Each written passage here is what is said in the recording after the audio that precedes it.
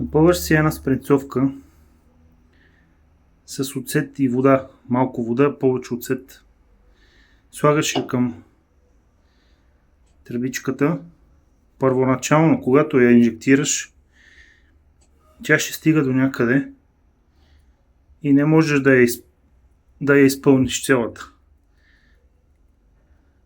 Просто с помпане, докато работи машината, помпаш и започва да работи. Ето така. Сега в момента вече работи. Виждаш какво става?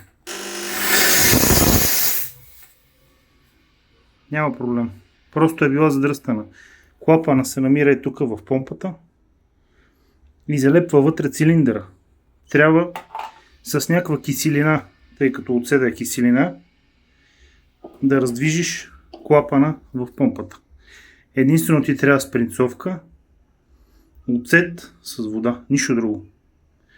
Просто първоначално при самото натискане имаш напън, имаш налягане, което трябва да го преодолееш. Преодолееш ли го, тя отпушва вече и няма никакъв проблем. Ето, в момента си работи без да го натискам, само че тя няма вече течност и работи на сухо.